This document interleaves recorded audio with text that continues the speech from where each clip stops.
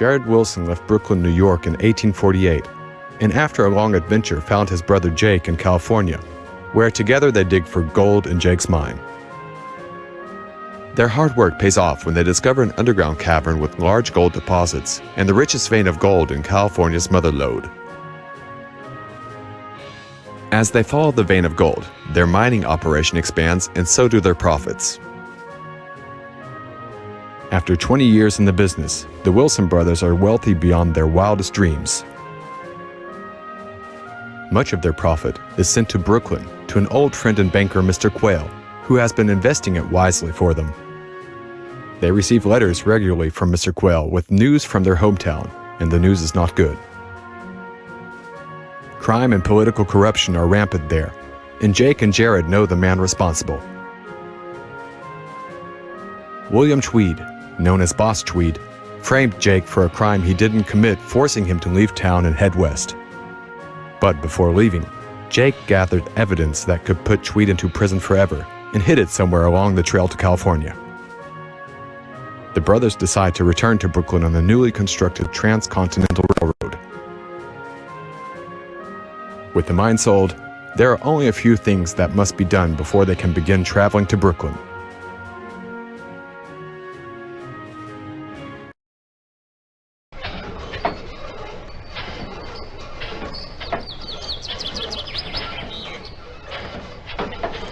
Thank you for your work. It was a pleasure to work for you, Mr. Wilson. I hope the new owner will hold my job.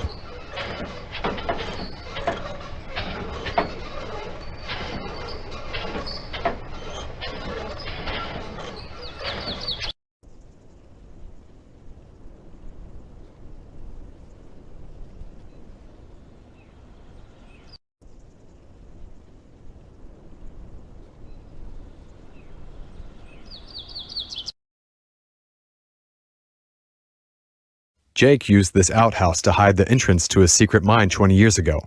You can still reach the old mine through this hole, if you dare.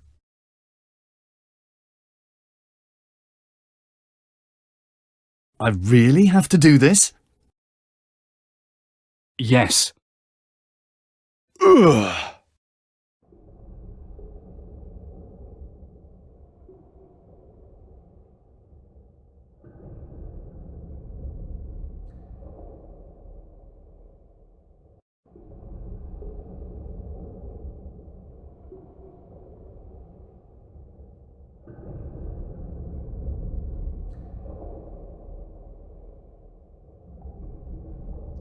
There's a note nailed to the door.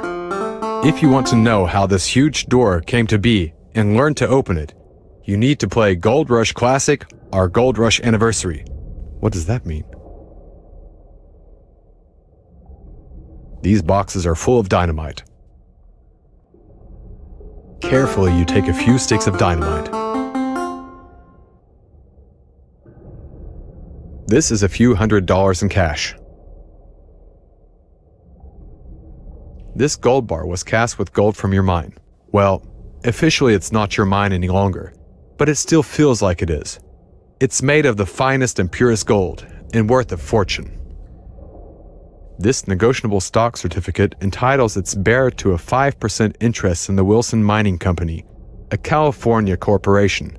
You retain this stock when the mine sold. These maps are showing a portion of California. In the west you see Sacramento and Sutter's Fort.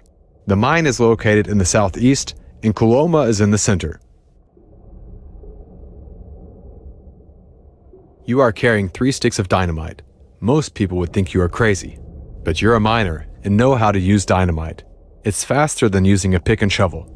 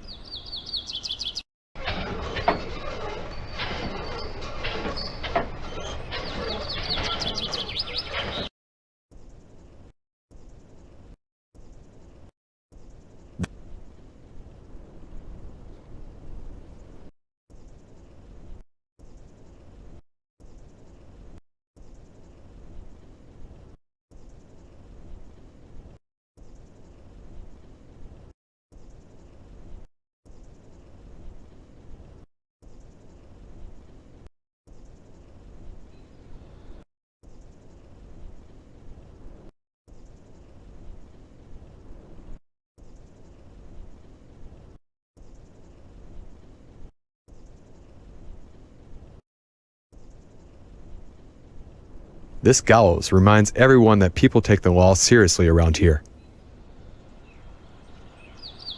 This rope looks solid.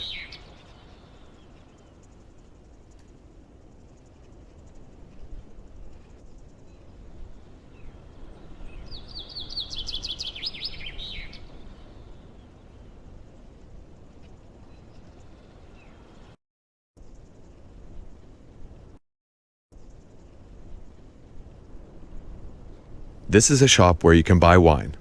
After the gold rush, Coloma became an agricultural community. You don't have to go far to find a vineyard or winery around here. This is the west edge of town. The Green Pastures Hotel is to the east.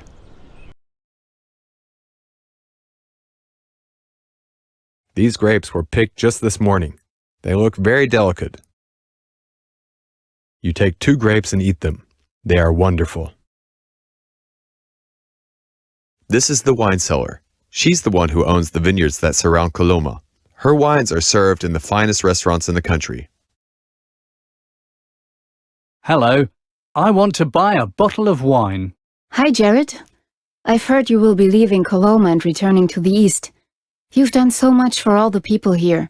Please take this bottle of my best wine with my compliments, and keep this beautiful place in your mind. Thank you for everything. Thank you. I wish you all the best.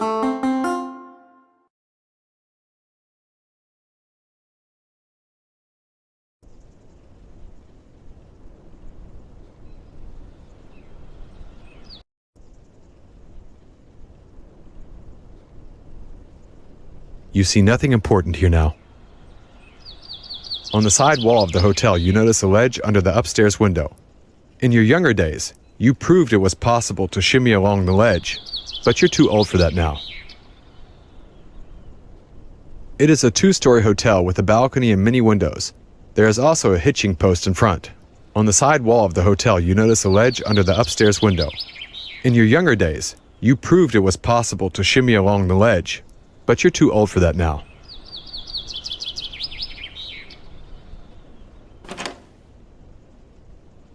This is the Green Pastures Hotel.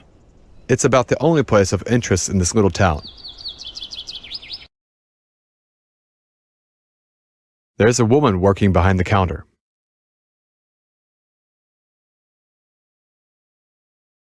I want to rent a room. Do you have a room reserved? No. Will you please give me my key? Keys are only for folks renting a room. I must go. Goodbye for now.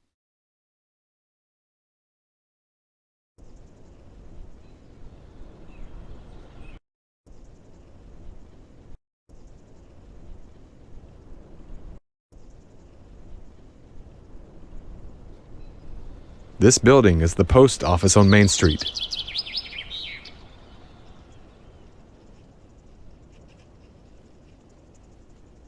Excuse me, sir. I want to send a telegraph to the train station in Sacramento. Hello, Mr. Wilson. Yes, of course. What do you want the telegraph to say? Please telegraph that we are ready to leave and that we need an engine to move our rail cars to Sacramento and to connect with a train headed east. Will do, Mr. Wilson. So it's true that you're leaving Coloma and going back to New York? Yes, it's true. We love this area, but our hometown needs our help. I wish you all the best. Have a good journey. Thank you.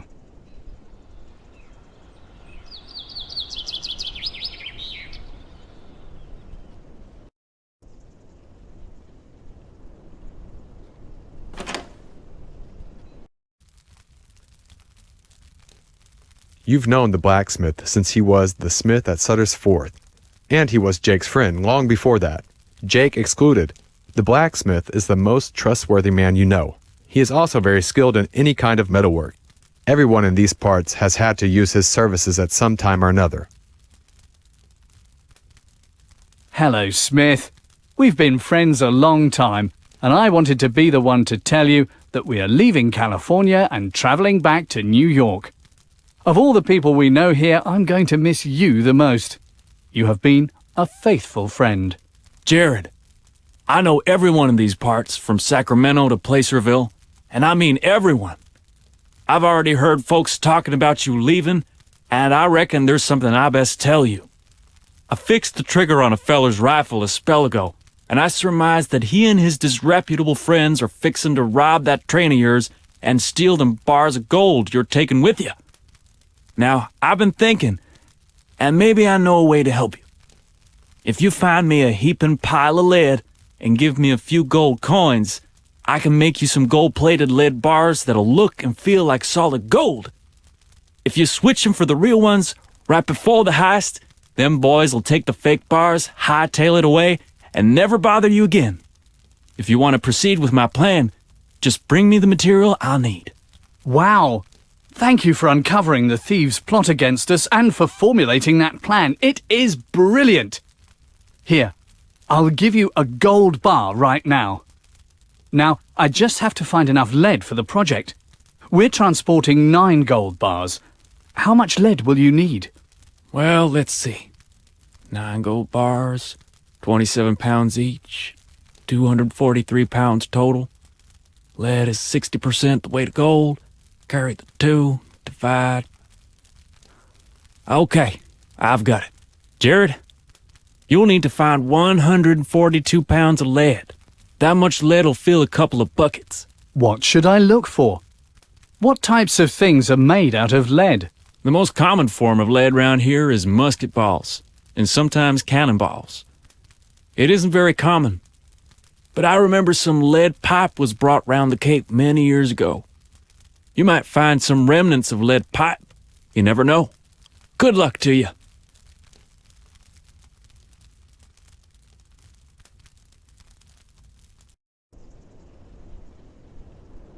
It's old scrap metal. Mostly metal pipes that the blacksmith has no use for. You pick up a metal pipe. Maybe it will help you in the future. You see nothing important here now. For what? You have no need for that. This house was built some years ago.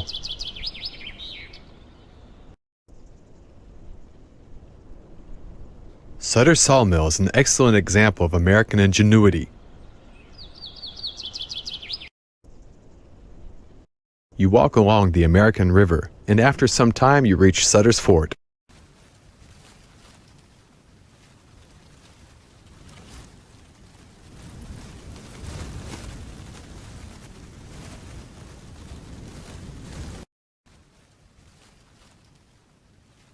You remember that this was the bedroom of the guard. This is the famous Sutter's Fort. You've watched the fort fall down over the years as people come and take whatever material they want. There was once a corral outside the gate. On the left, you can see John Sutter's old office building.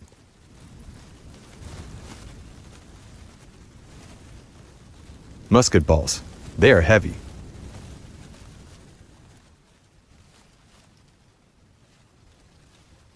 You take the musket balls. Wow, they aren't easy to carry.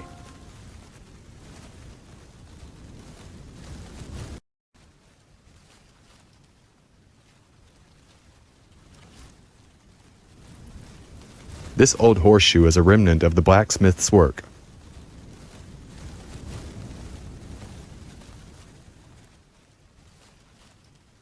You pick up the horseshoe. You know horseshoes can't bring good luck. You know all good and perfect things come from above, from the God who never changes. Your God-given friend, the blacksmith, made this horseshoe you found in the ruins at Sutter's Fort. This wooden box must have dozens of lead musket balls. The guards at Sutter's Fort left them behind.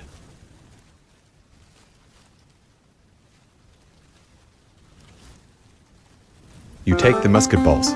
Wow, they aren't easy to carry.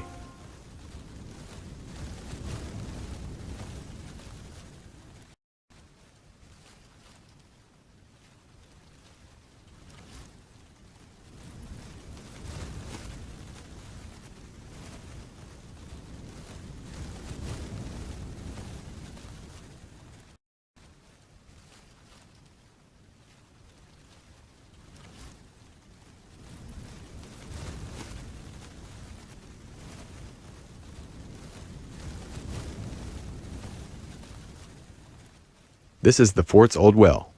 There's a decaying cover over the opening. The old hand pump is gone, but a stub of pipe remains where it once was attached.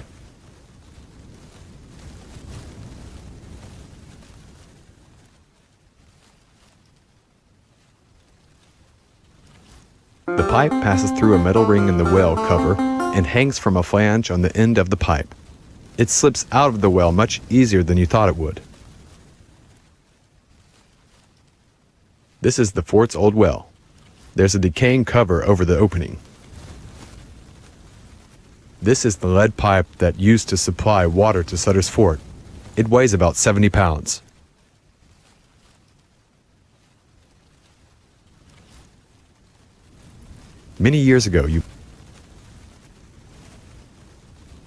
Many years ago, you bought a mule here.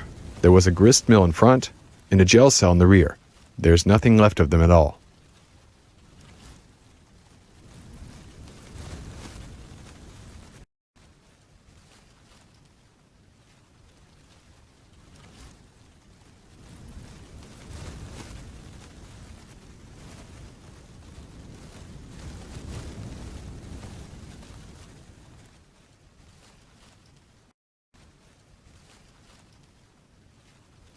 When you first came to Sutter's fort, this building contained John Sutter's office, the infirmary, a dining room, and a storage room.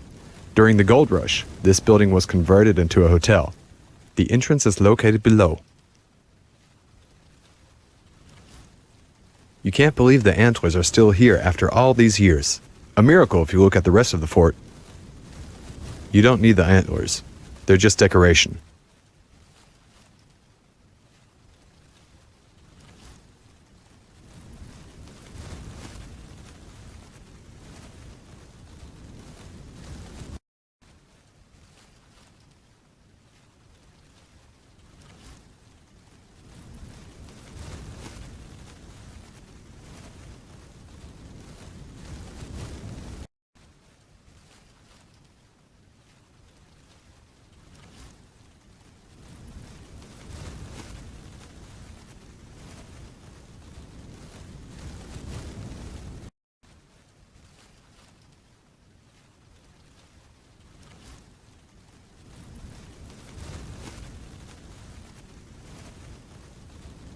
You take the musket balls.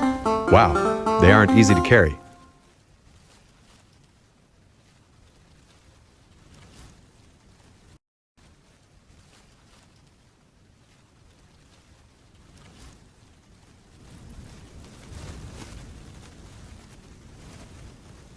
Your brother left a very clever secret message on this false tombstone. If you don't recollect the day you figured it out, you need to play Gold Rush Classic or Gold Rush Anniversary. There isn't enough time to explain all of that in this game.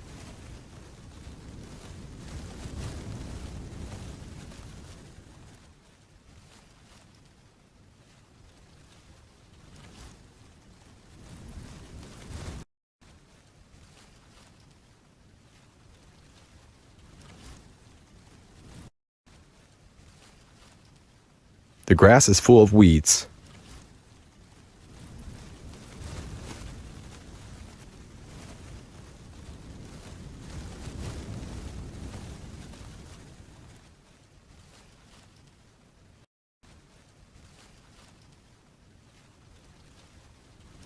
The fort's administration was once in the building to the left. To the north there was a second stable, and the entrance to the trading store was to your right.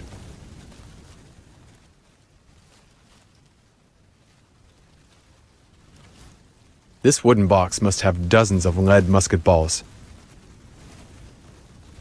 The grass is full of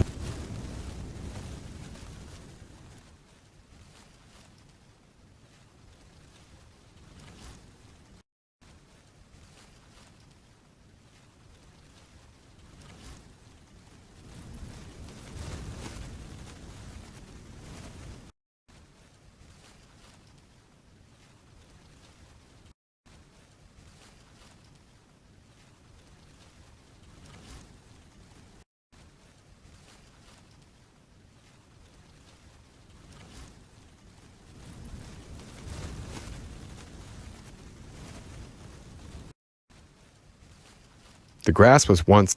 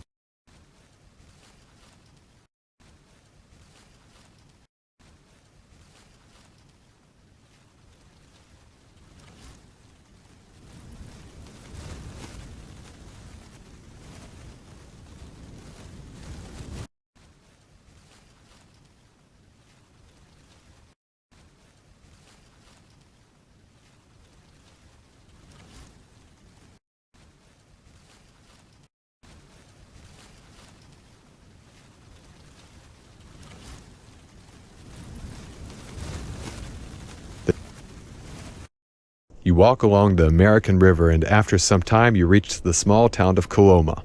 Gold was first discovered here in 1848. That discovery started the California gold rush of '49.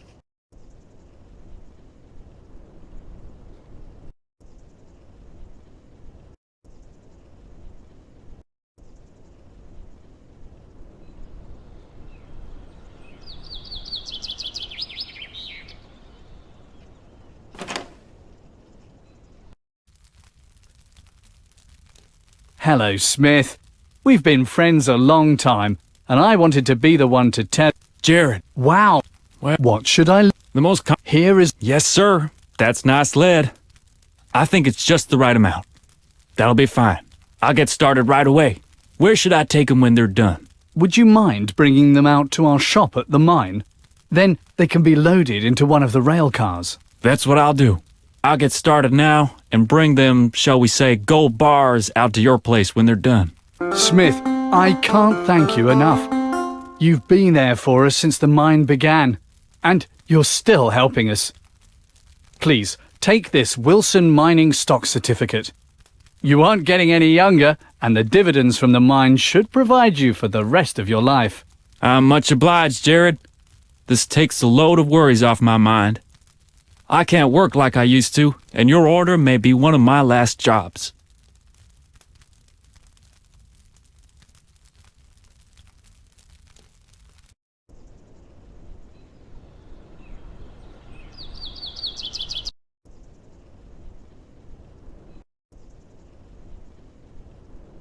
After the gold rush, Coloma became the center of wine country. People all over the world appreciate the wine made here.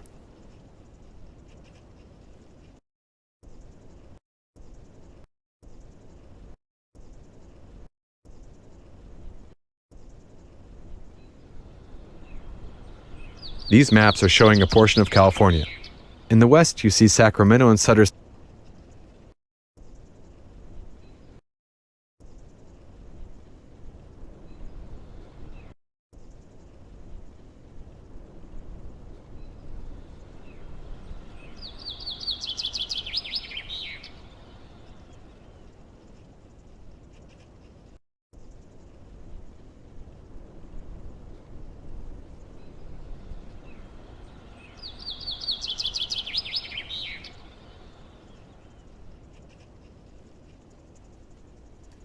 This is the engineer who operates the locomotive on the track to the north. Your telegram was received by the railroad, and they sent the engine you requested. Jake is waiting for you. Everything has been loaded on the train and the engine is all steamed up. You can leave immediately.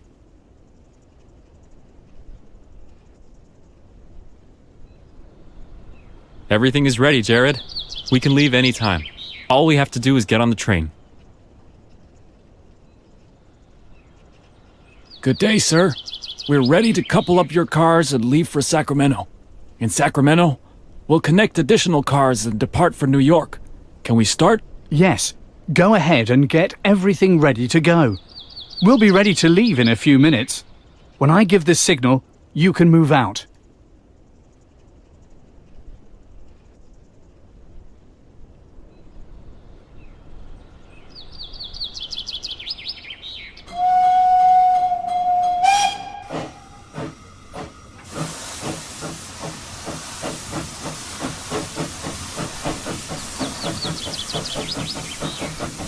The engineer carefully removes your private rail cars from the shop with the locomotive. With some direction from Jake, the two rail cars are coupled to each other and to the engine.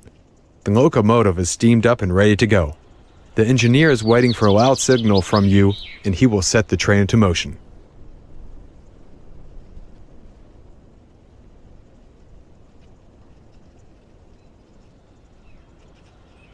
Howdy, Jerrod.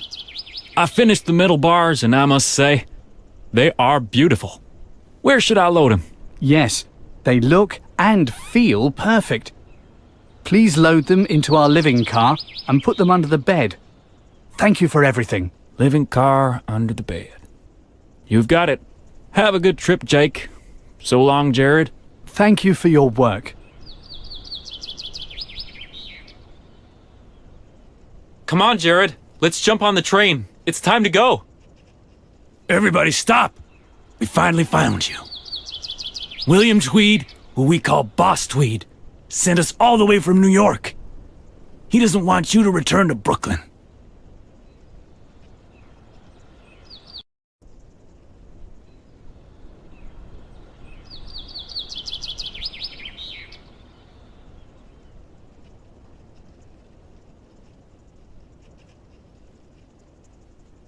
I put all them bars under your bed. The name slips me. I put them under your bed, young man. Good luck to you. Thank you very much. Okay, it's time to go. Full steam ahead.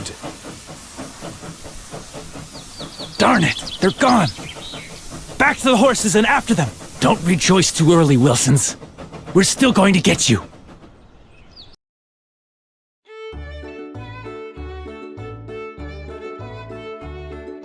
The steam locomotive, along with your private rail cars, arrives safely at the Sacramento train station.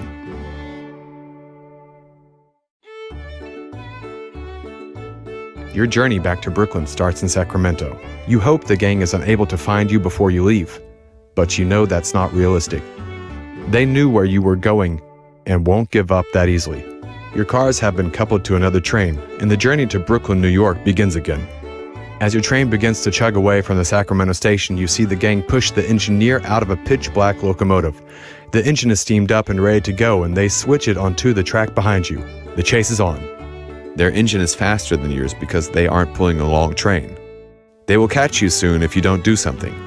You need to put something in their way to slow them down.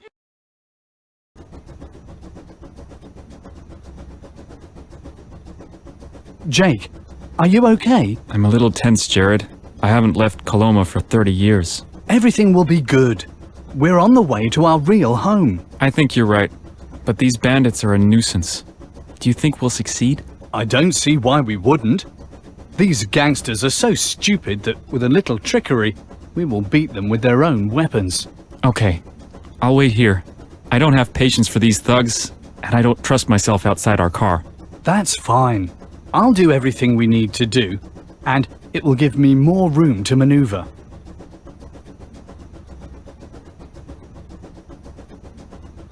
Your clothes are in the closet. These are your accommodations.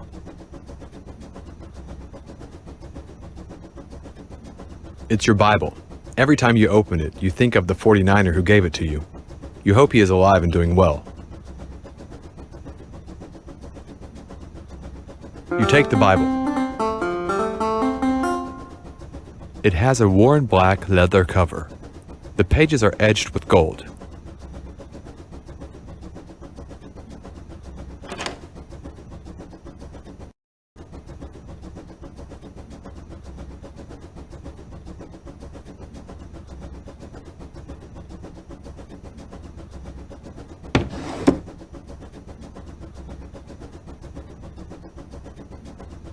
They are telegraph wires.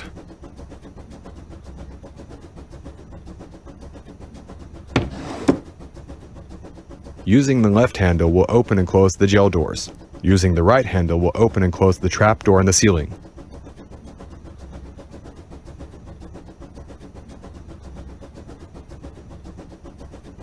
The door of the safe is very strong. The door of the safe is very strong. There is a combination lock with a dial in the center. Jake has told you the combination of the safe, but why would you want to open it? Jake has told you This is a telegraph set. You can use it to send and receive Morse code messages.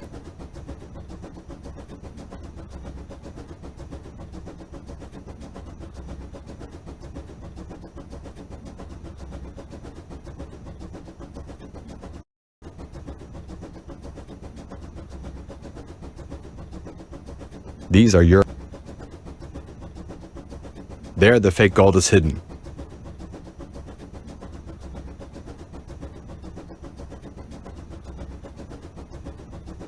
You take the fake gold bars.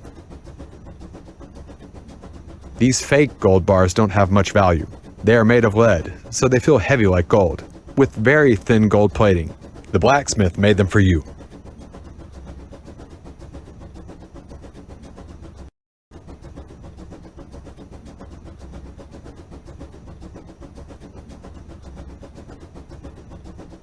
You open the safe.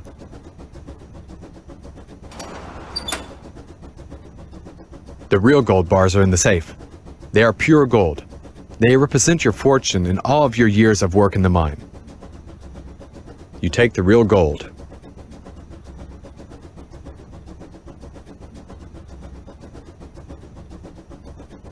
You put the fake gold in the safe. You close the safe. These are real gold bars. They were cast with gold from your mine. Whoever possesses these gold bars is extremely wealthy. It's hard to comprehend how valuable something this size can be. Guard them well.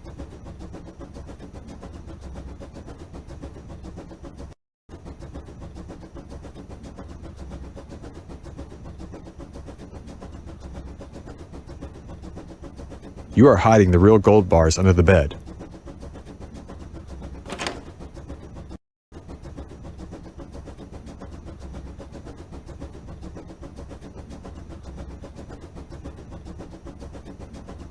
The caboose is still coupled behind the flatbed. The gang's locomotive is moving up right behind the caboose and members of the gang are about to jump onto your train. You should do something quick.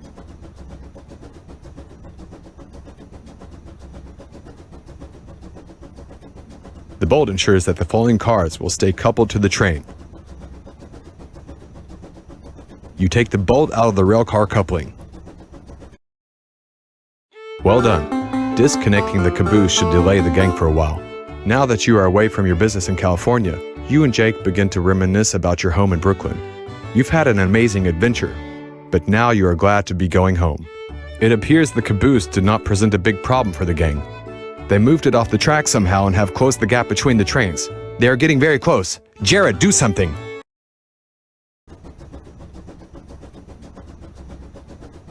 Jake, are you okay? I'm a little tense, Jerrod. I haven't left Coloma for 30 years. Everything will be good. We're on the way to our real home. I think you're right, but these bandits are a nuisance. Do you think we'll succeed?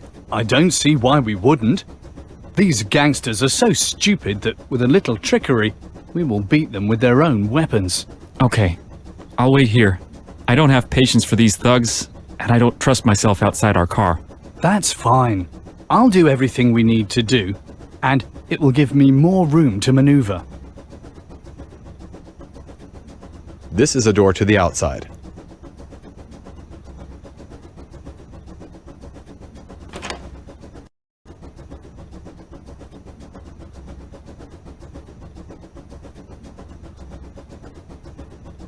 You push a railroad tie off the back of the train and it falls into the track.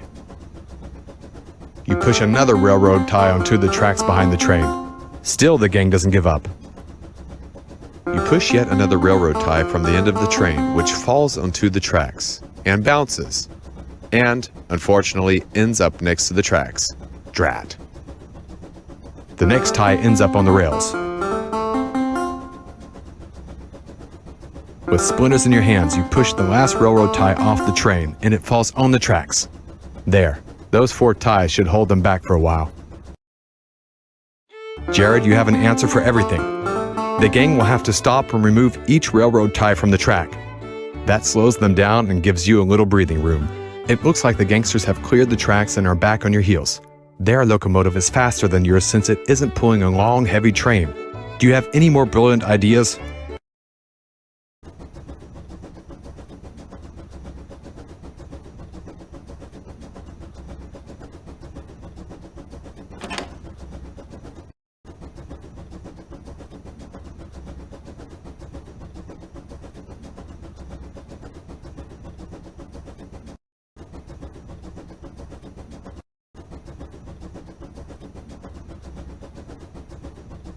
This is the door to outside. It's locked.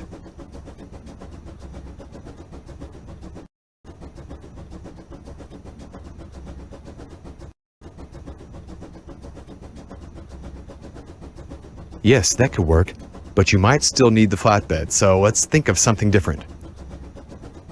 You have an unobstructed view of the track behind your train. Even if the gang was slightly thrown back, you watch as they again get closer.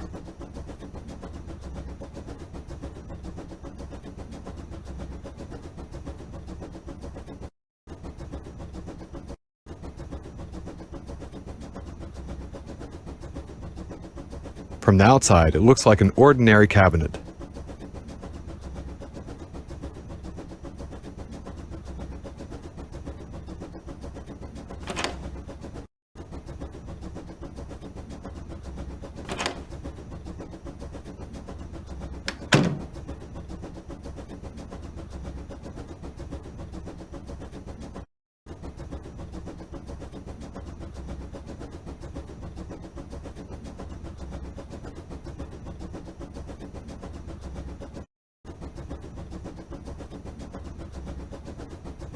This traveler looks somewhat grim.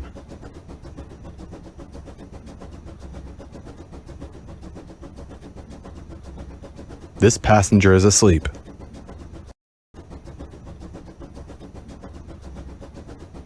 This person has been looking out the window for a long time. Almost everything looks exactly the same.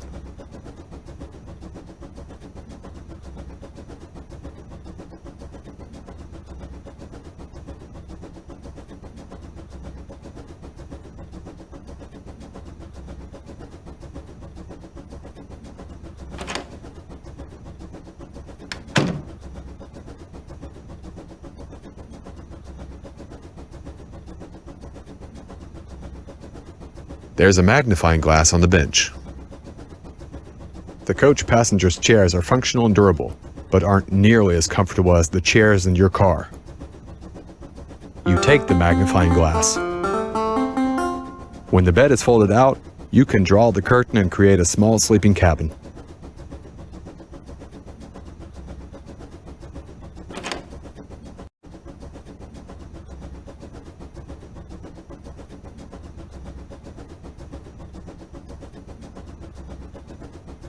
When the bed is folded out,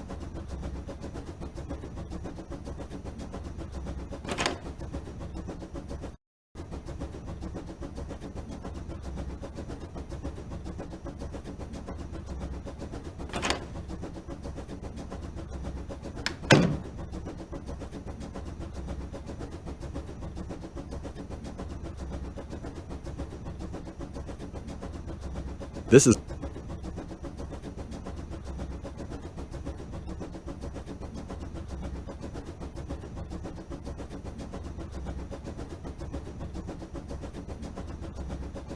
is one of the passenger cars.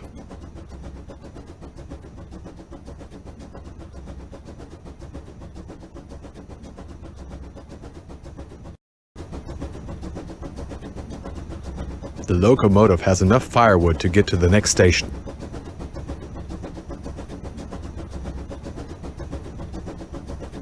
Hello. What are you doing here? This is dangerous. You're not allowed here. I'm sorry, but another train is chasing us. If they catch us, the men will board our train and try to kill many of us. What can we do? How much lead time have we got? I don't know. I think around 1 hour. That's enough time for my idea. I'll stop the train so you can remove one of the iron rails from the track behind our last car. That should stop the other train from following us. Then I'll take the train as quickly as possible to the next station. We will need some good tools if we're gonna make this work. Okay. I'll see if I can find some tools somewhere.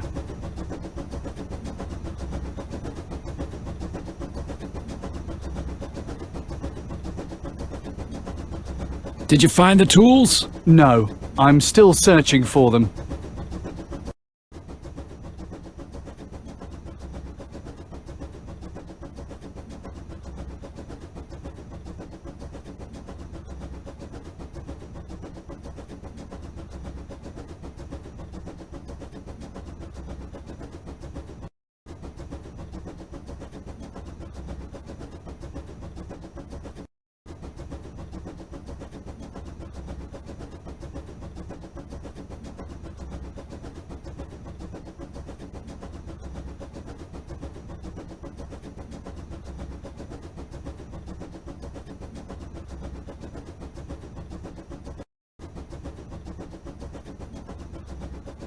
There's a tool.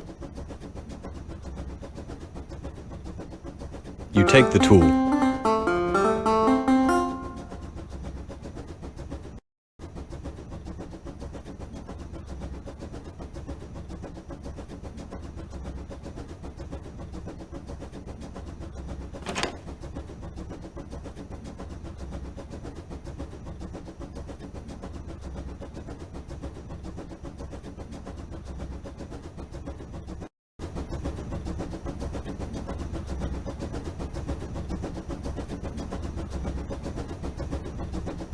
Did you find the tools? Yes. Here you go. Okay. I'll stop the train and you get to work, removing that rail. I'll stay here and see that no one enters the engine.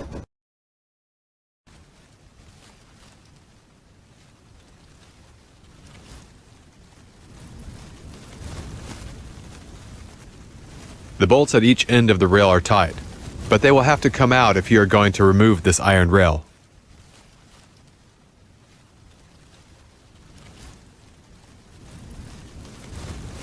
You got the bolts out of the rail, but the tool is now broken. It is impossible to remove these bolts with only your bare hands. You hope the gang is missing the tool they need to repair the track and you can continue without them falling.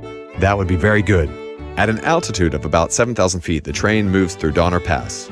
It was named after George Donner, the leader of a group of pioneers forced to spend a disastrous winter here in 1846.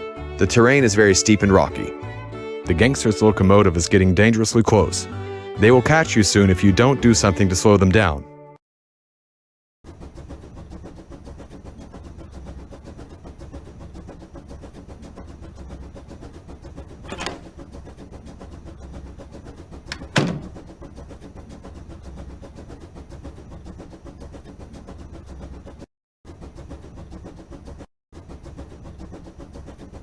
This is what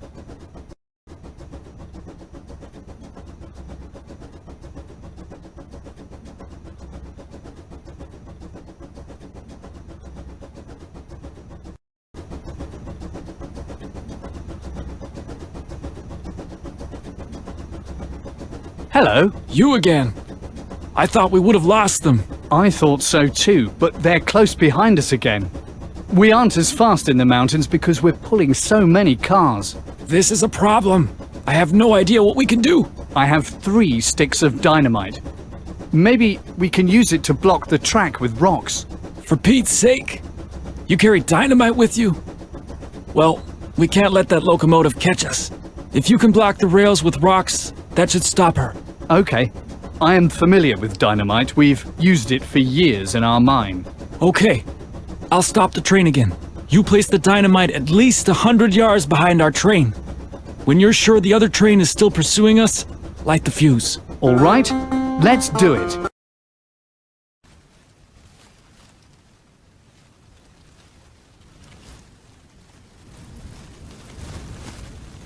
This is a good place to start a rock slide.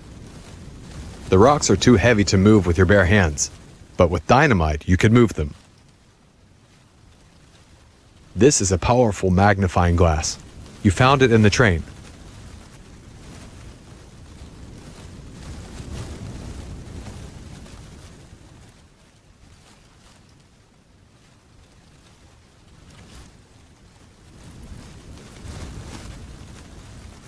You place the dynamite between some large rocks with the fuse easily accessible. You are brilliant! Holding the magnifying glass over the dynamite's fuse, the hot sunlight is focused perfectly and the fuse ignites almost immediately. Now you need to get away, quickly.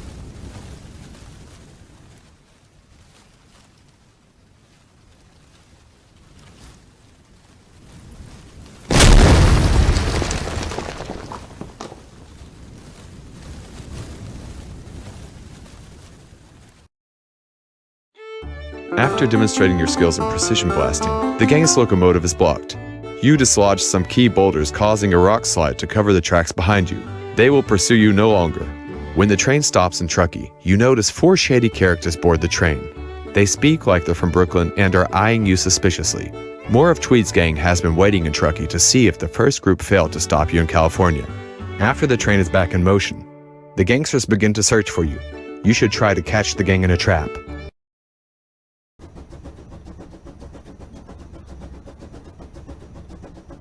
When the doors are closed, go up onto the roof and lure the bandits over the trap. I will shout as soon as they are standing on the trap door.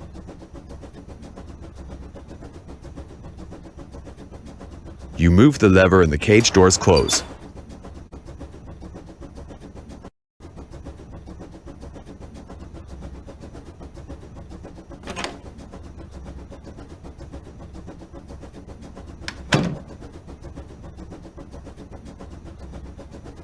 This is your living car.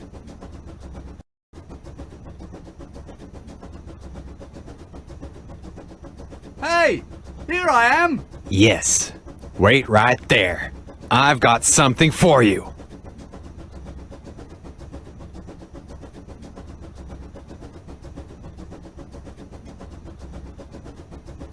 The right time has... Now!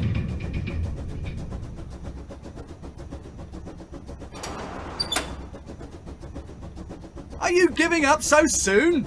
Giving up? Ha! I'm just getting started.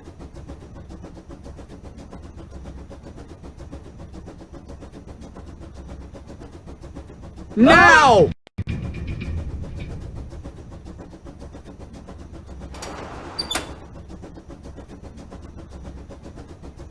You're a band of useless drunkards. You should see how mean I am when I'm sober.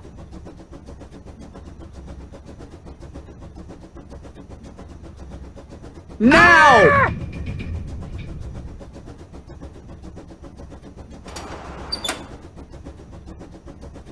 Greetings to your boss. From me. I'll bring greetings from him. Wait there and see.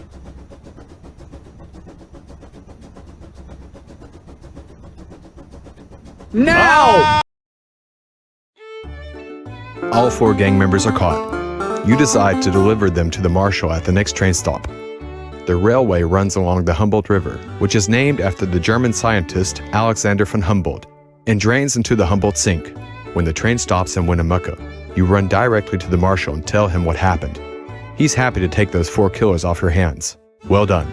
Humboldt Plains. It looks like your old friend the blacksmith was right.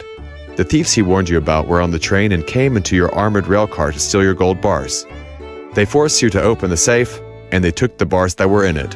Fortunately, you were 1 step ahead of them. You had replaced the real gold bars with the fake ones the blacksmith made for you.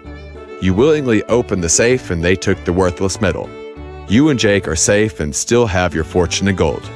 After their dirty deed, they decoupled your rail cars. As you roll to a stop in the Humboldt Plains, you are aggravated but determined to continue your journey. You haven't come this far to give up now.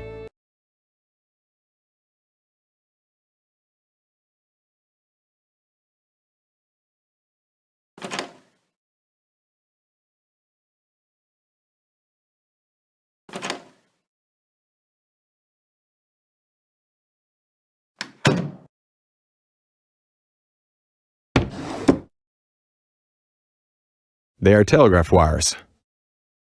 You take the wires.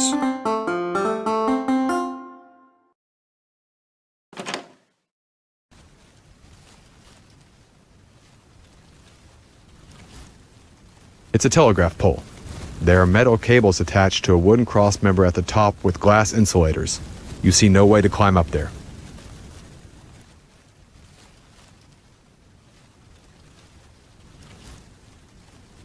That's a good idea, but unfortunately, there are no rungs on this pole. These are your rail cars. Those thieves that followed you from California robbed you and then decoupled your cars from the train. The locomotive is far away and shows no sign of returning. What are you going to do now?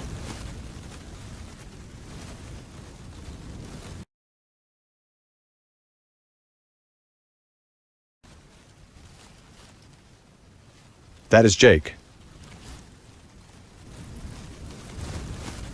Those thieves left us stranded out here in the desert. What should we do? Yes, and it might be a week or 2 before the next train comes through. Do you have any idea of what we can do? If we had enough wire, we could connect the car to the cables up there and telegraph for help.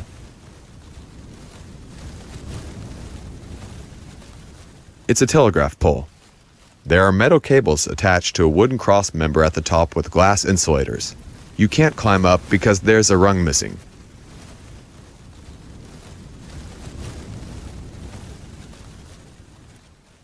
You place the metal pipe in a hole that once held the missing rung.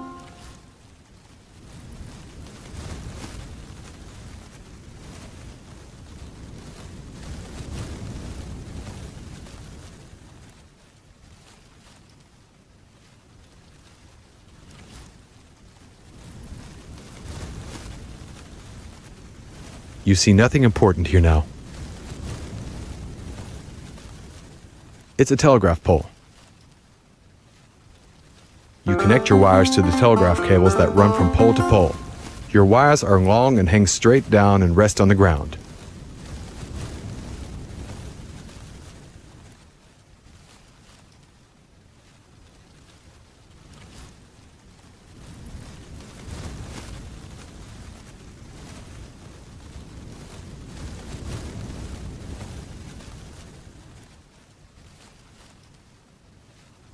These are your rail cars.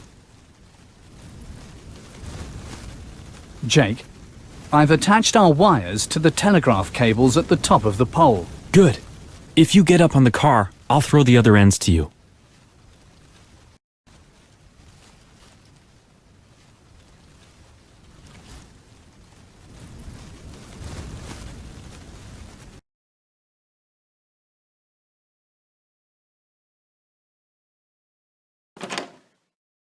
This is your private living.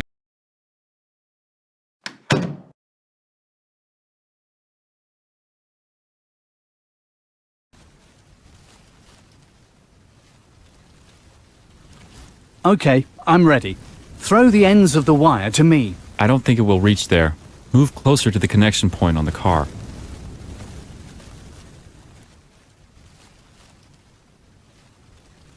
Okay, I'm ready. Throw the ends of the wire to me. I don't think it will reach there. Move closer to the connection point on the car. These are your rail cars. These are your rail. Okay. Here it comes, Jerrod.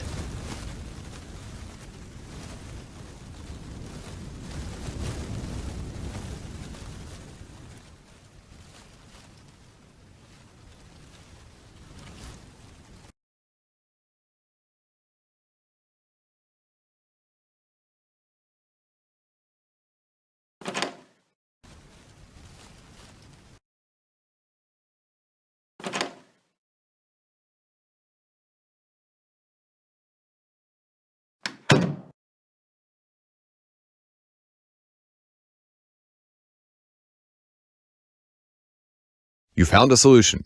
You contacted a telegraph operator at the next station, Humboldt Wells, who said the train had just arrived.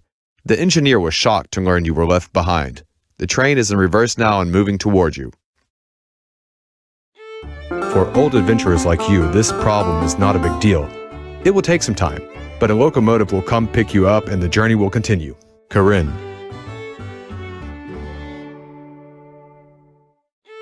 Green River.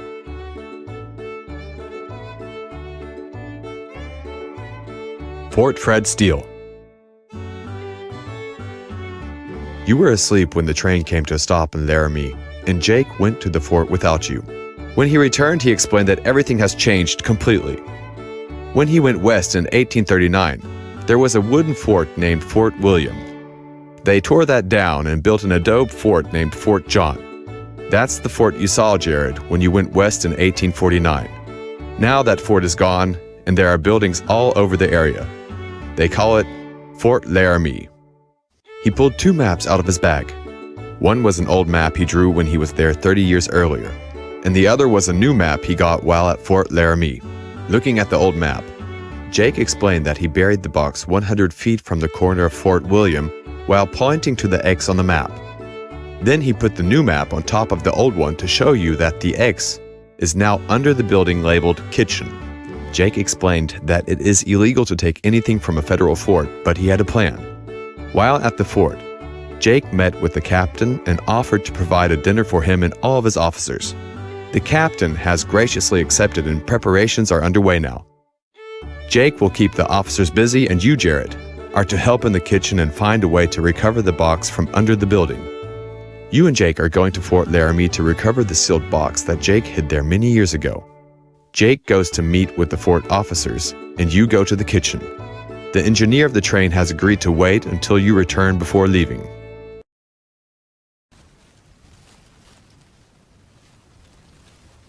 There's a watchdog tied to a stake.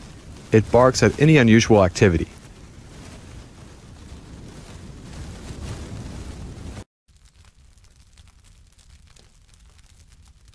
He is a cook here and has to have dinner ready at 1800 hours sharp. He is very busy. He is busy preparing food for dinner and is ignoring you. You see nothing important here now. It looks like a tough piece of meat with some bone remaining. You take the meat. The skewer is made to pierce meat and cook it over a fire. You take the skewer.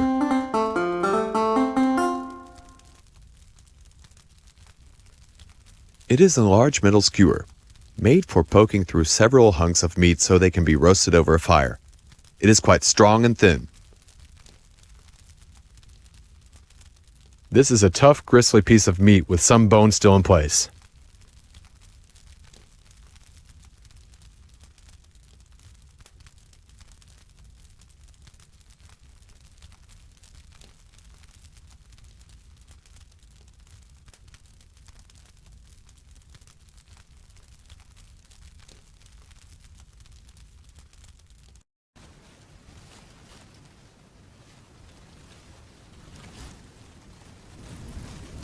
You put the meat on the ground in front of the dog. He looks much happier now.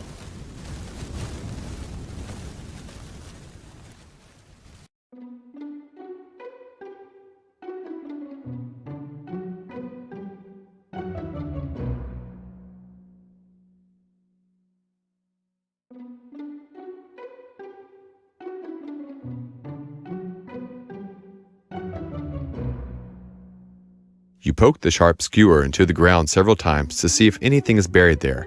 You find nothing.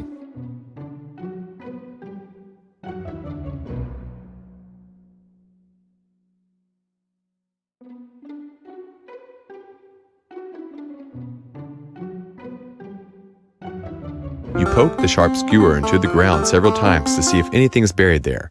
You feel something solid below the surface of the ground. There is something buried.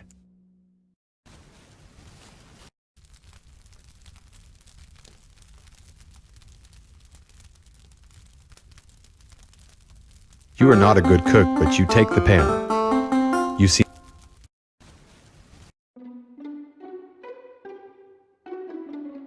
it's an ordinary fry pan. Some use them to cook, some want them for other reasons.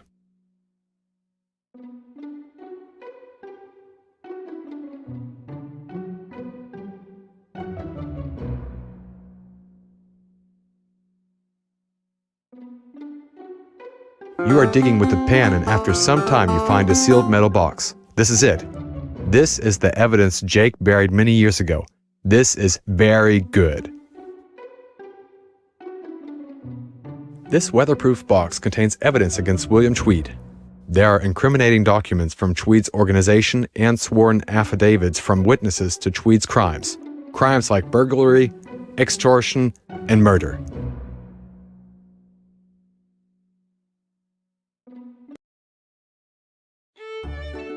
Whew, you're sure glad that is over. As the journey to Brooklyn continues, you say to Jake, From here on out, it looks like smooth sailing. the newly built Transcontinental Railroad ends in Omaha. There's no bridge over the Missouri River. So your cars are ferried across the river and connected to a train in Council Bluffs. You will continue your trip on an older network of rail lines that go to Brooklyn, Chicago.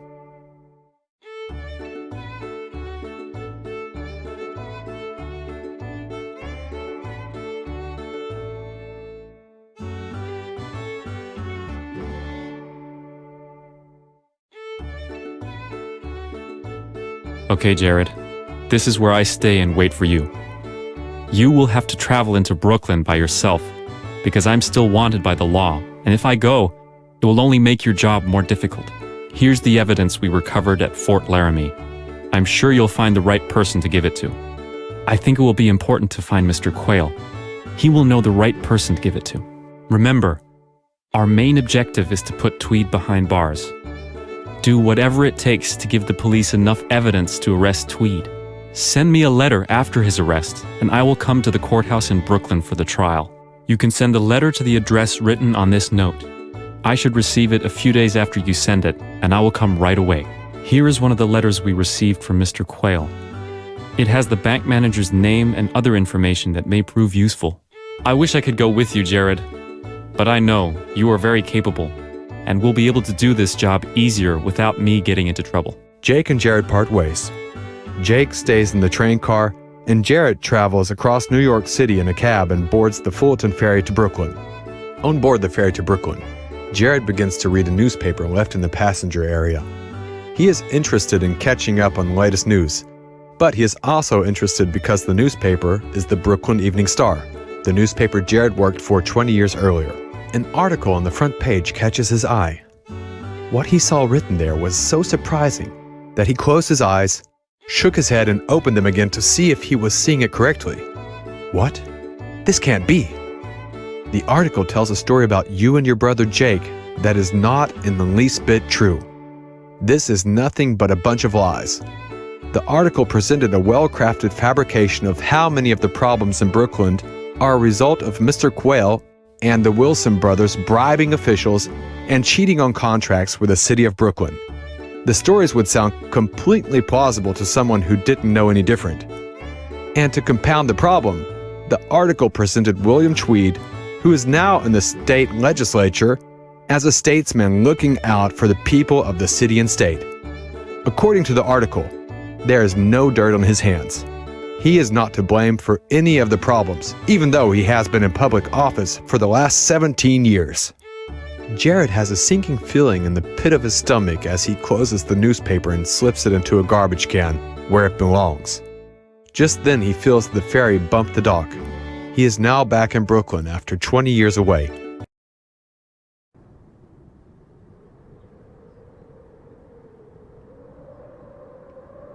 This is one of Brooklyn's finest. He and the other police officers are here to keep the peace, law, and order. Who are you? I'm keeping my eye on you. One false move, and I'll arrest you. This is where Fulton Street comes to an abrupt and watery end.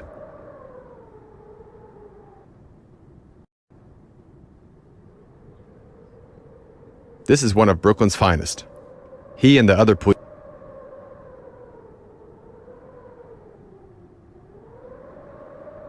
Who are you?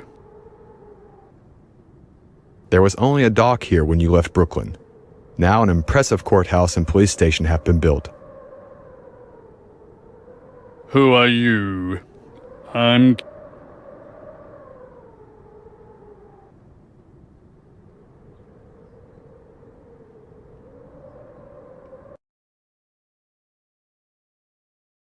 Hello.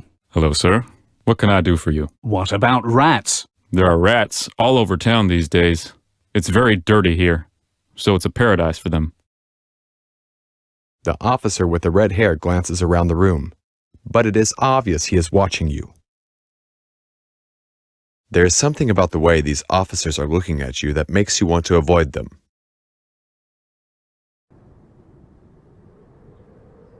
There was only a dock here when you left. There was only a dock.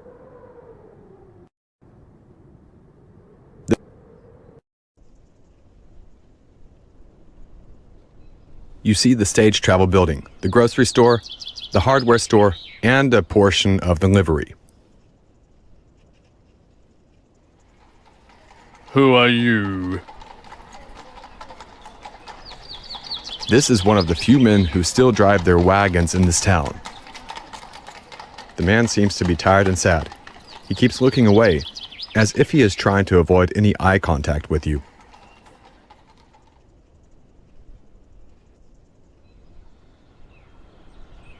You see nothing important here now. This is where Water Street and Fulton Street intersect. This is the door to the grocery store.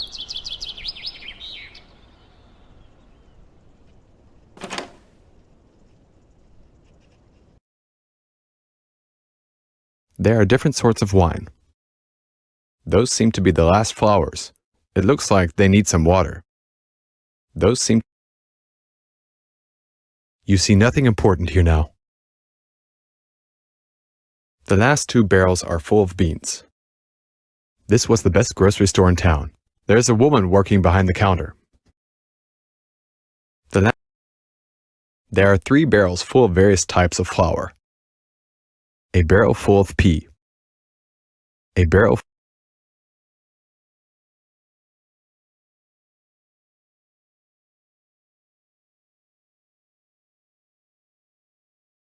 I want to buy a bouquet of flowers. We have a few flowers left. What do you think of this small bouquet? Those look great. Thank you. Here is the money. I must go. Goodbye for now.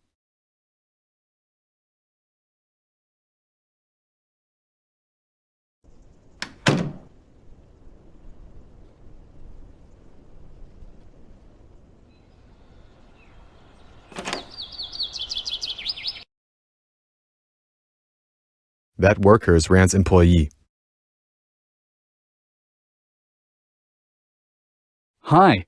I want to see Rand. Does he still own the store? Yes, but he's currently not here. Please come back later. Okay, I will do that. Thank you.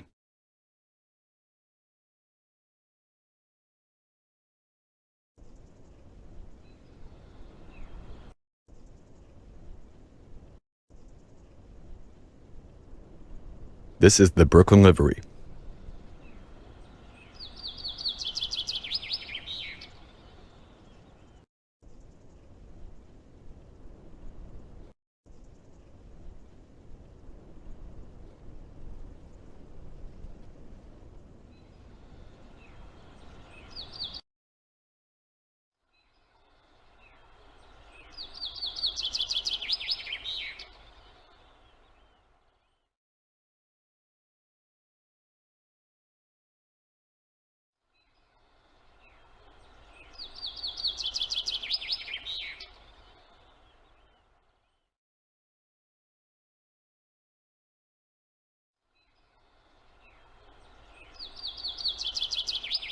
This beautiful bouquet of flowers was purchased at First Grocery.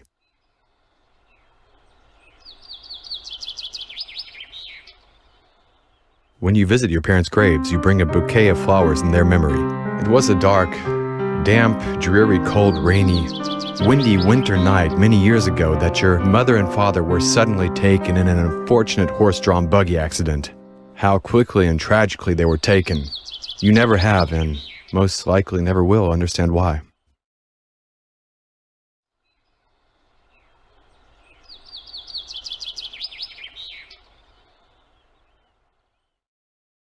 This is the last letter Mr. Quayle sent you in California.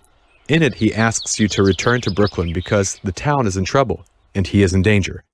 He is hiding from Tweed's gang, but he wants you to find him. The new bank manager, John Gossett, will know where he is. Gossett loves good wine, and coincidentally, his favorite wine is from California's wine country. But only his closest friends know this.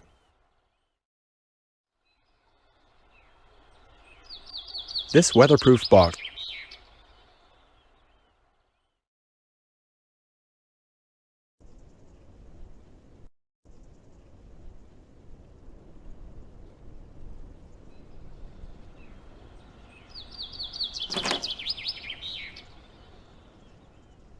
You see a lady in the distance. She noticed you were looking at her.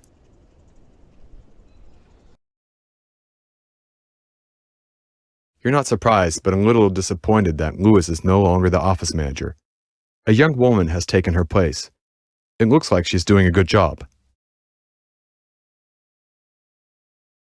You used to go through this door to go up the stairway to the upper floor. Hello. I'd like to speak with Mr. Wiest. I'm sorry he's busy and can't speak to anyone now. You may come back later, after you have taken care of other business. This man was the expert on the Brooklyn economy. He is looking very thoughtful. Hello.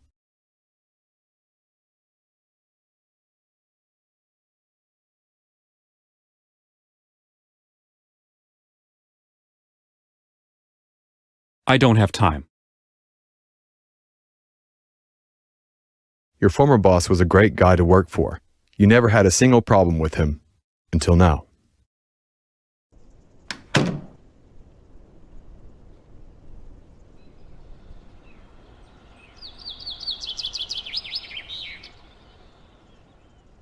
Hi, how are you? Stay away from me, you beast. Haven't you caused enough trouble already? You are outside the...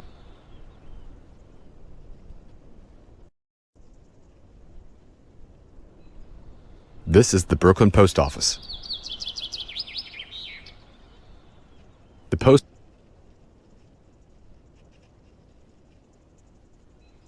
Hello.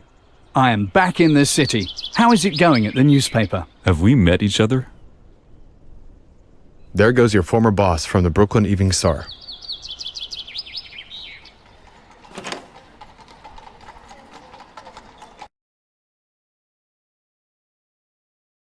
The postmaster is behind the counter waiting to serve you.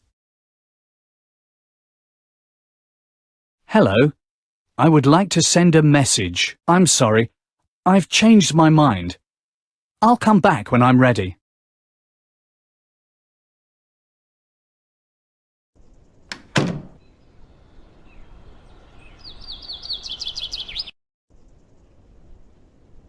You are just outside of the Brooklyn Bank.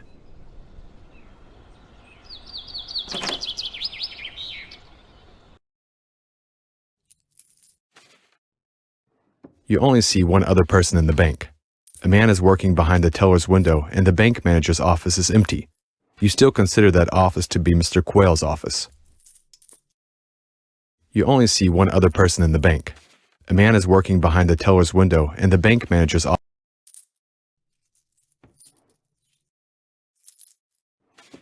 Hello. My name is Jerrod Wilson. I would like to see John Gossett, the bank manager, please. All right. Jerrod Wilson, you say? Well, the fact of the matter is that I'm John Gossett. We're short-handed today, so I'm working the teller's window. I don't ask anyone to do a job I'm not willing to do myself. Hello, Mr. Gossett. It is a pleasure to meet you. Thank you for taking time out of your day to talk with me. Certainly. The pleasure's all mine. How may I help you?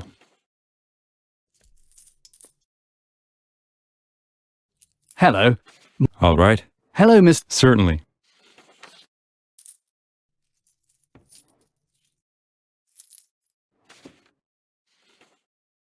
I am a friend of Mr. Quayle. He told me you would appreciate this gift from California. I need to find him. It is crucial that I talk to him as soon as possible. Oh my. This is a very fine wine. How could you have possibly known? It is clear to me that you are a friend of Mr. Quayle's. I think I can trust you. You can find him at Leonard B. Hughes' house. But please don't tell anyone else where he is.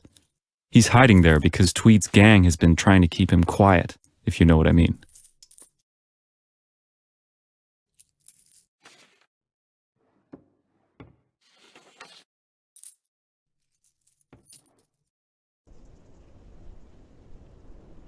The warehouse was built about 2 decades ago. The warehouse was built a bit before you left Brooklyn 20 years ago. It is locked. At the end of the dock is the warehouse.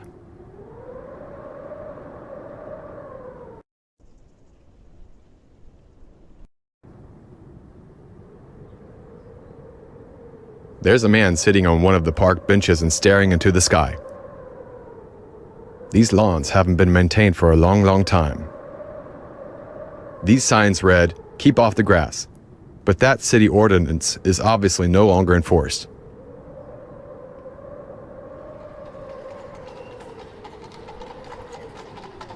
Hi, can I help you? Can I give you some money? That's nice, but I'll get along somehow.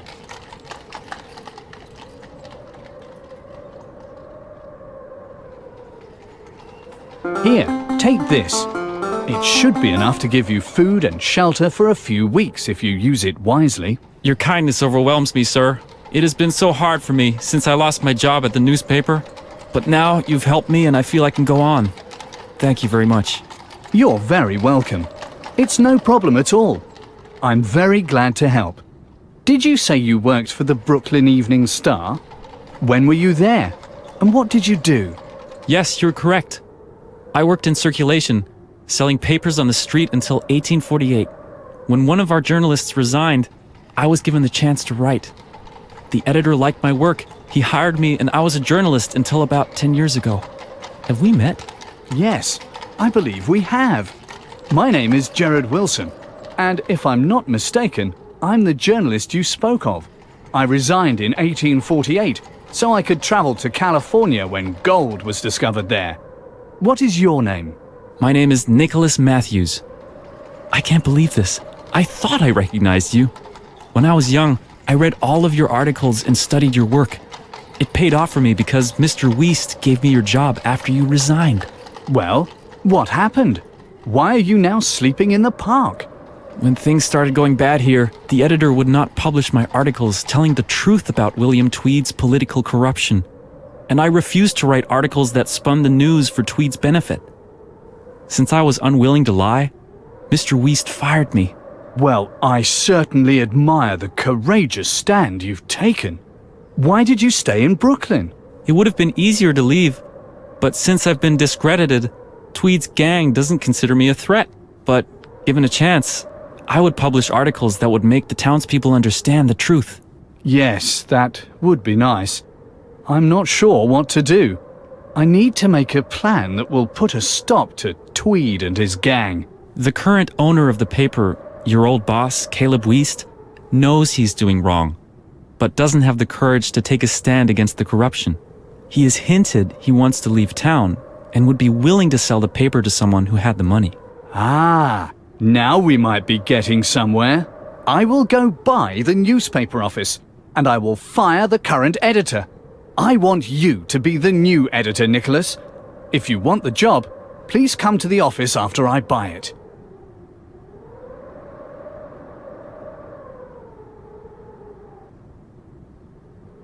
How's the progress? Do you have a plan on how you can take over the newspaper? I'm working on it. Please hold on a little longer.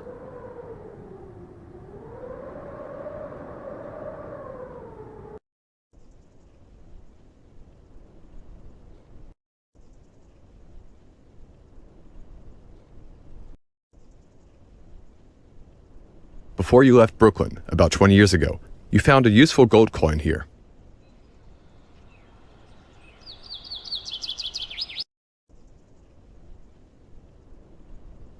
When you were a young boy, just after moving to Brooklyn, your father built this house with his own two hands. It is one of the few things he left to remind you of him. It makes you sad to think of how beautiful this house was when he sold it. Now its condition is very bad.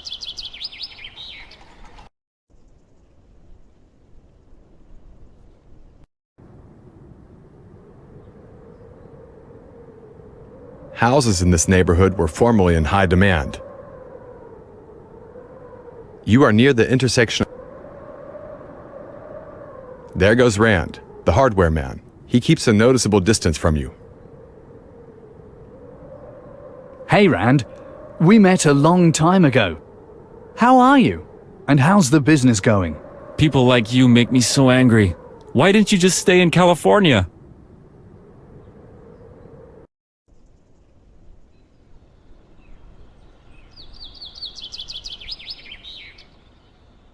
It's the real estate man.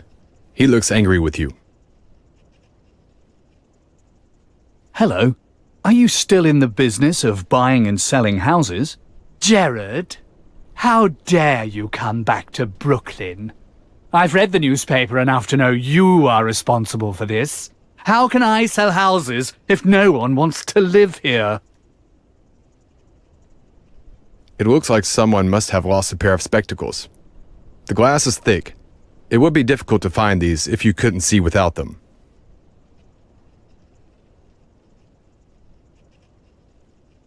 As you pick them up, you're very grateful you can see well enough without having to wear spectacles like these. This is where Leonard, your former next-door neighbor, lives, but no one is answering the door right now.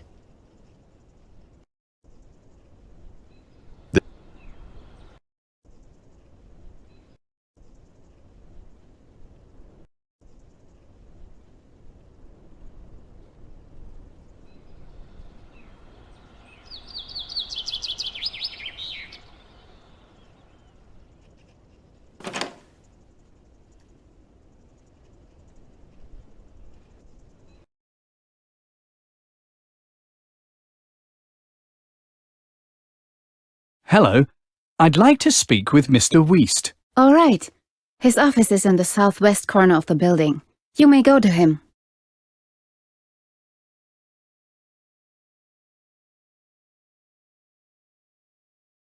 Hello, Mr. Wiest. It has been a long time since we talked. My name is Jerrod Wilson. Oh, Jerrod Wilson. Well, you've returned. I didn't expect to ever see you again, but I suppose I knew I'd have to face you again someday. Yes, I'm sure you remember. I was a journalist here until 1848. Then I went west, to California, to find my brother. And yes, now I have returned.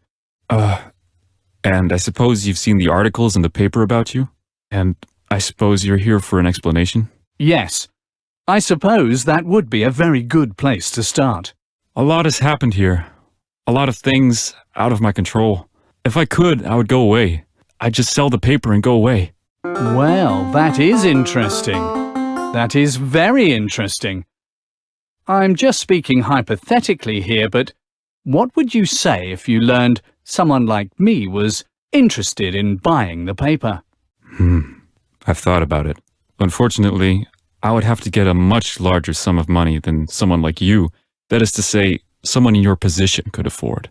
I'm sorry.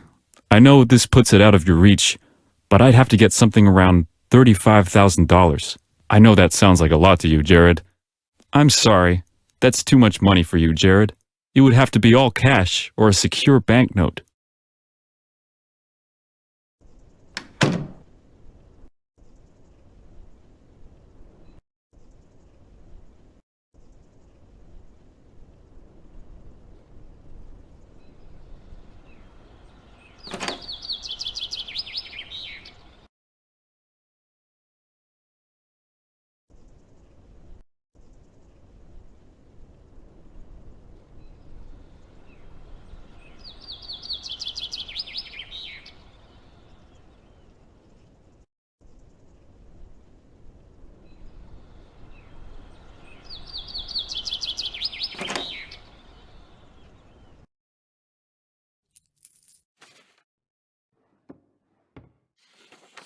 Hi, Jerrod. I need a banknote for $37,000.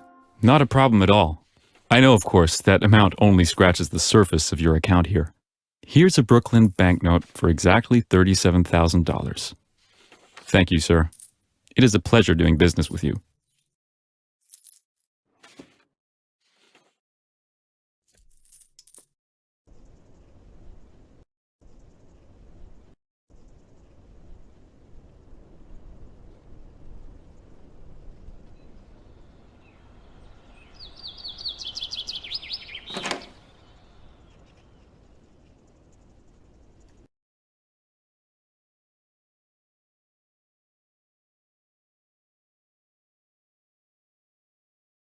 I'm sorry.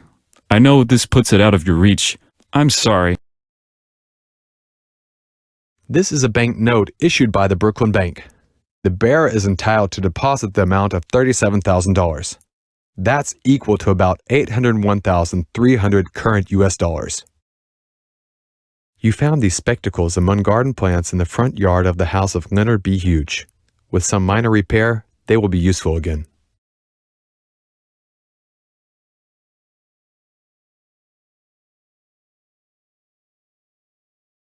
Here is a banknote for the $35,000 you agreed to, plus an additional $2,000.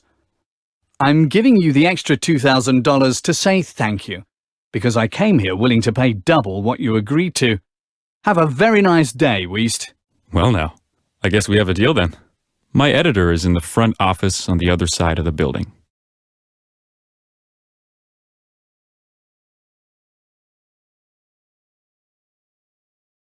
Hello, I don't know if you've heard, but I'm the new owner of the newspaper. So we will be working together soon. Oh, you bought the newspaper? That happened so quickly.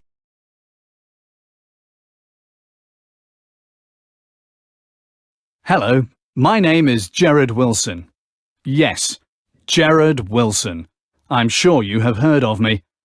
I just purchased the Brooklyn Evening Star, and that makes me your new boss. I'd like to thank you for all of your hard work in the last few years. Now, with that being said, you're fired. I'll just stay right here while you take your things out of the desk and leave the building. Okay.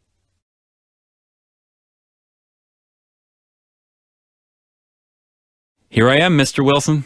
I'm ready to get to work. From this day forward, this newspaper will only print the truth, no more lies. Now that you are the new owner of the Brooklyn Evening Star, you discuss with Nicholas how you plan to start printing the truth about your brother, yourself, and William Tweed's political corruption. The new editor starts printing stories that expose the lies about Jake and Jerrod. It will tell their true story about Jake being framed and having to leave town, how Jerrod went to California to find him, how they became wealthy and returned to Brooklyn to stop the crime and corruption, documenting the crimes that Tweed and his gang have committed, listing the names of the people who are on Tweed's payroll, advertisements asking people with first-hand knowledge about Tweed's criminal activities to come forward and testify against him in court.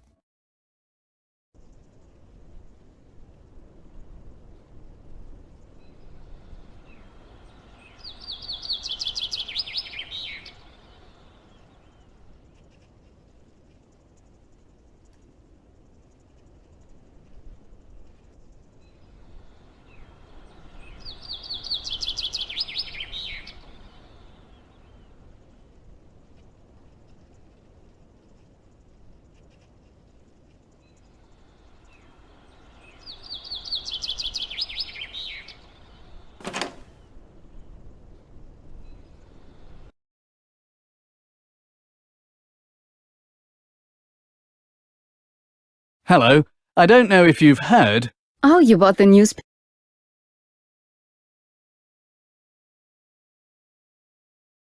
Hello, Nicholas. I'm writing new articles.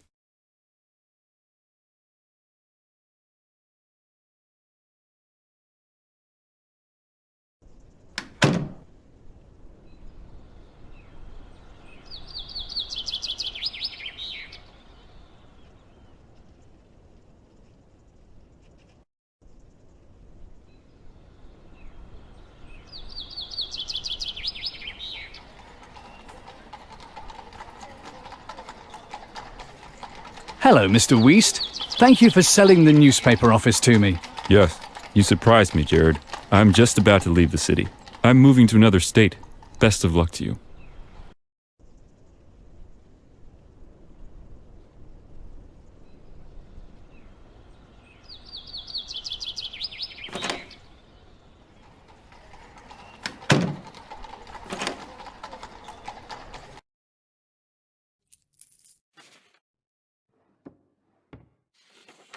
Hi, Jerrod.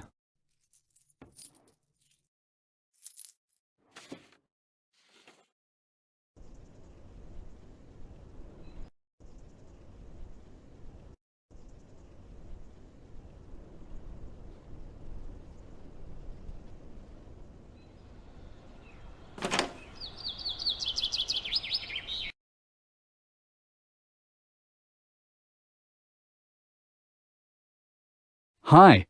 I want to see Rand.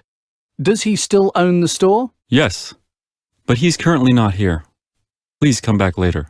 Okay, I will do that. Thank you.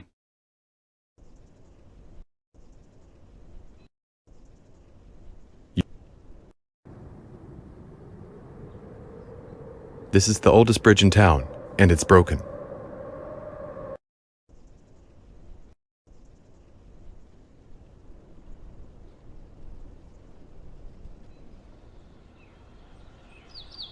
Times change so quickly.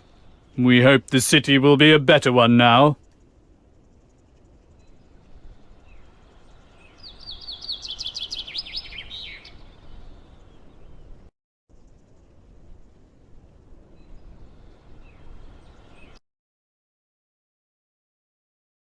Leonard was getting old. Without his glasses, he can't really see anything. Good day, Leonard. It's nice to see you again after all this time. In case you don't recognize me, I'm Jerrod Wilson. I'm looking for Mr. Quayle. Do you know where he is? Good day, mister. I recognize the name, but I don't recognize you. I'm practically blind without my glasses, and I lost them outside here somewhere. I can't find them because I can't see without them. It's a fact that you don't know who you can trust these days, and I can't talk to you about Mr. Quayle if I can't see your face. Hello, Leonard. Look, I found your glasses in the garden. Here, try putting these on and see if you recognize me. Wait a second. They're a little bent up. There, that's much better. Hold out your hand and I'll give them to you. Oh my goodness, Jerrod? It's you! I am overjoyed to see you! Mr. Quayle's here. He's been hiding in my basement for what seems like a coon's age. He's meeting with someone else right now, but you can come in and see him.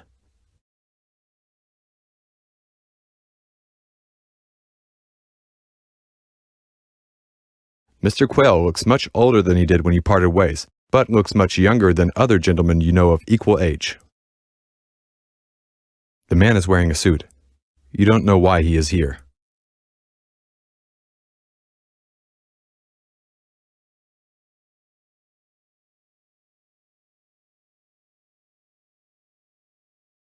Hello, Mr. Quayle. I'm so glad that we finally meet again. How are you doing? Hello, Jerrod. Yes, I'm also glad to see you. It's been years, but we can talk in detail later. Right now we have very important issues to discuss. Yes, I agree. Shall we get started? I want you to meet Norman Morrison. Norman is the district attorney and he has been watching the activities of William Tweed's organization for some time. It is a pleasure to meet you. My name is Jerrod Wilson. I'm glad Mr. Quayle has friends like you to keep him out of trouble. We simply need some strong evidence that will prove Tweed's guilt in court. Norman is building a case against him, but he needs more hard evidence. I think I can help you. When Jake left Brooklyn, he took a container of evidence against Tweed with him. He buried it in the ground on his way west. It was safe there for all this time, and we recovered it when we came back. Jake is staying in New York City because he's still wanted by the law, and the gang would recognize him here. He will come here when Tweed's trial begins.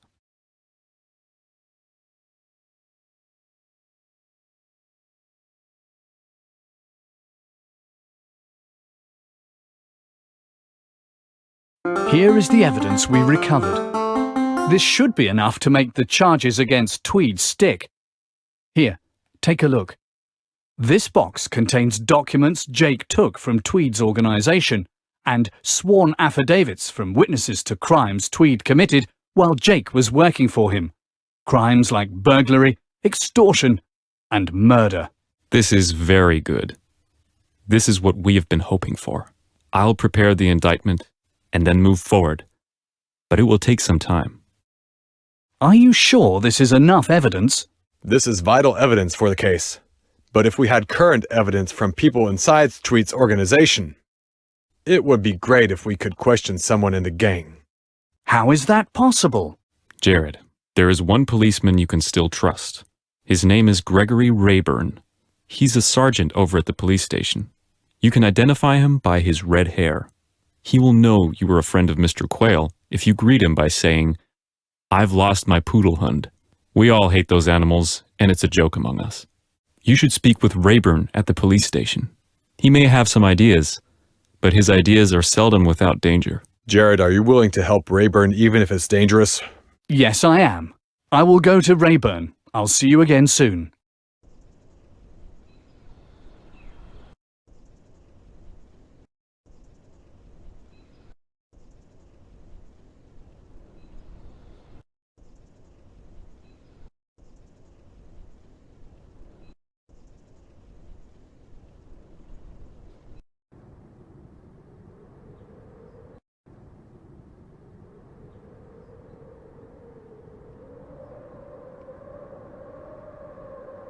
Times change so quickly. We hope the city will be a better one now.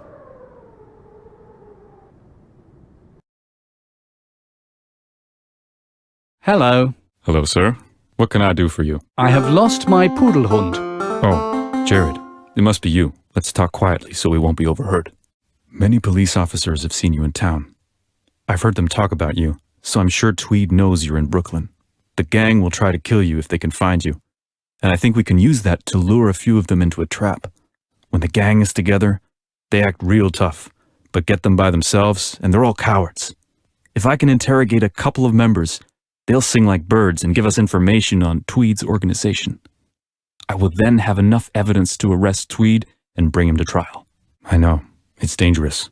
But will you help us, Jerrod? Yes, I will do that to put Tweed in jail. The gang has been known to hang out in the hardware store. Give me and my men a 1-minute head start, and then go to Rand's hardware store. We will go to the park near the gazebo and hide.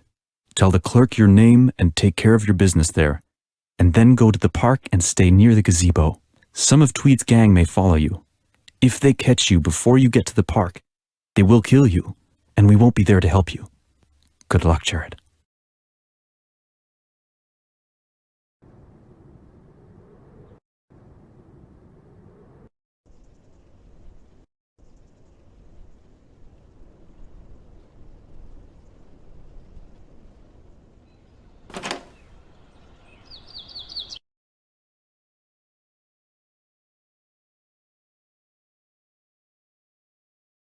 Hi, my name is Jerrod Wilson. Do you remember me, Rand? Jerrod? Is it really you? How many years has it been since you left? Yes, it is me. It's been a long time. If my count is correct, it's been about 20 years. I hope you're doing all right. Yes, I'm all right. But as you can see, we're going through some hard times here in Brooklyn. But I think we'll pull through. If I could do it all over again, I would have gone to California when you did. Did you hear that? That's Jerrod Wilson, the guy Boss Tweed told us about. He told us to kill him when we see him. Let's follow him. Hey, Rand, it occurred to me after I left for California that I may have left an outstanding balance. Will you check for me? Sure. Let me get the old book out. It's kind of dusty. Whew. Wow, Jerrod. There is an outstanding balance. It isn't much, though. It says $12.86 is owed. Here, please take this $100 and keep the change for your trouble. Please accept my apologies for the late payment. Thank you, Jerrod. Apology accepted. Are you sure about keeping the change? That is a large sum of money. Thank you, Rand. Yes, please believe me, I can afford it. Wow. Now I'm sure I should have gone to California with you.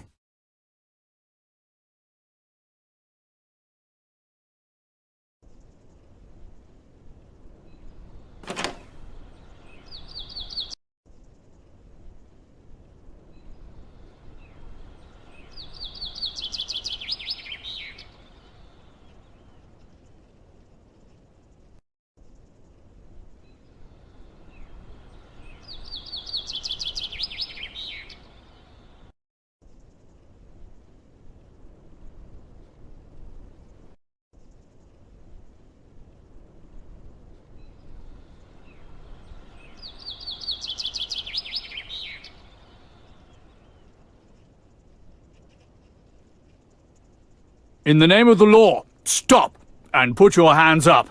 We hereby arrest you. Come on, you're on our side. Not anymore. We're cleaning up this town. It would be best for you to tell the chief all about your boss, Tweed. You're free to go, Jerrod. We'll haul these thugs to the station when the paddy wagon comes. Thanks for your help.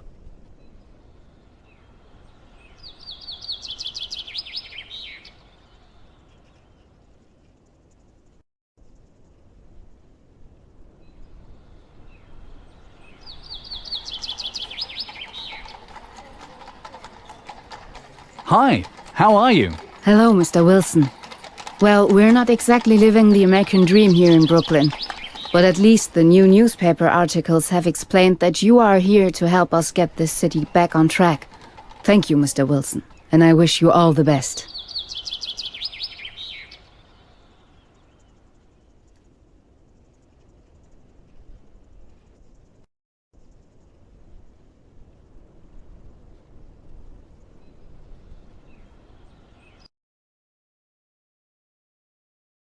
Thank you for coming, Jerrod. It's really good to see you again. I hope the plans that you and Mr. Quayle came up with will help straighten things out around here. I can only hope.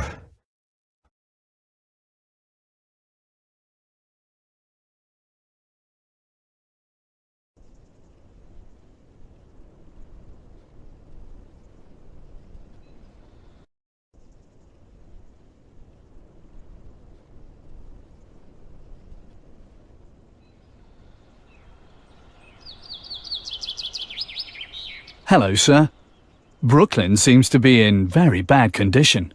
Yes, unfortunately that's true. In spite of Mr. Quayle's best efforts, things have gone in the wrong direction. I hope you will help improve the situation.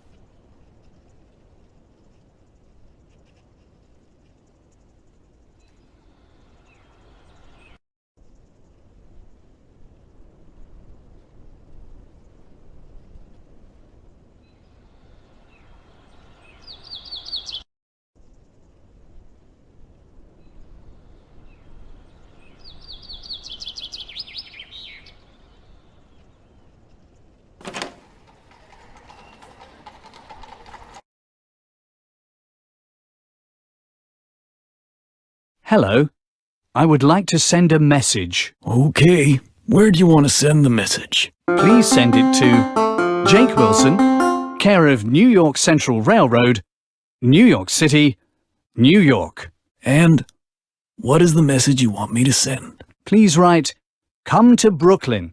The trial will begin soon."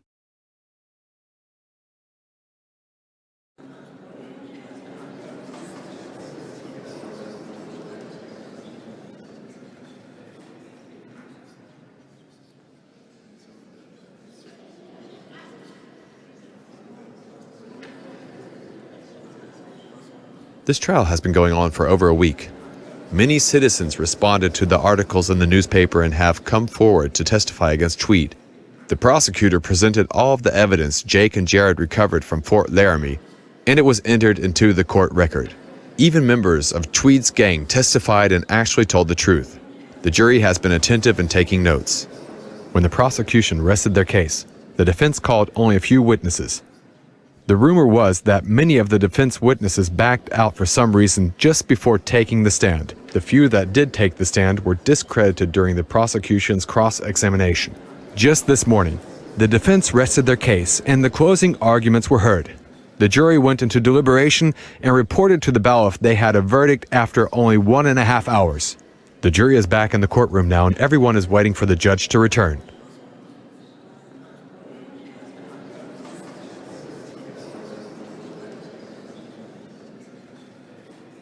Hello, Jerrod and Mr. Quayle. How nice it is to finally talk to you.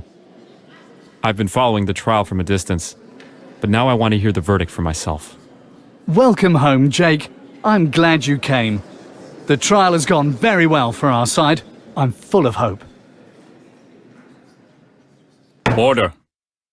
Order in the court. This court will come to order. The court is hearing the case of the State of New York versus William Tweed. It has been reported that the jury has reached a verdict. Will the foreman of the jury please stand? Has the jury come to a unanimous verdict on all of the charges against William Tweed? Yes, Your Honor, we have. May I see the verdict?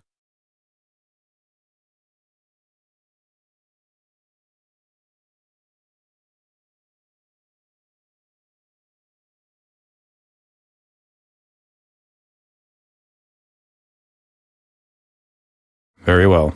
Please return this to the foreman.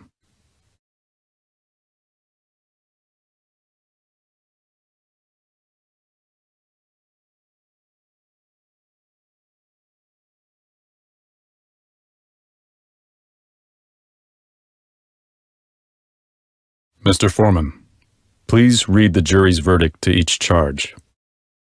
Your Honor, for the charge of forgery, we, the jury, find the defendant, William Tweed, guilty of forgery as charged in count 1 of the indictment. For the charge of extortion, we, the jury, find the defendant, William Tweed, guilty of extortion as charged in count 2 of the indictment. For the charge of larceny, we, the jury, find the defendant, William Tweed, guilty of larceny as charged in count 3 of the indictment. For the charge of murder, we, the jury, find the defendant, William Tweed, guilty of the murder of Colin Mackenzie in the first degree, since it was committed in the act of robbing a warehouse on June 23, 1839, as charged in count 4 of the indictment. Mr. Tweed, you have been found guilty of all 4 counts against you in the indictment. Do you have anything to say before sentencing? No. You have me dead to rights. Very well. You have waived your right for a final statement. Mr. Tweed, for counts 1, 2, and 3, forgery, extortion, and larceny, this court sentences you to 3 consecutive prison terms of 20 years in the state penitentiary. That is 60 years total. For count 4, murder in the first degree, this court sentences you to serve another consecutive prison term of life in the state penitentiary. The police chief has informed me that he has a warrant to arrest Jake Wilson for the murder of Colin Mackenzie in 1839 and must take him into custody. However, since the jury's verdict found William Tweed guilty of that murder, I am hereby ruling Jake Wilson is innocent of this crime and am ordering his immediate release. This case is closed. Well, Jerrod, you did a good job here in Brooklyn. I knew you could do it. Congratulations. Thank you, Jake. I just have one more thing I want to say. Welcome home, brother. Welcome home.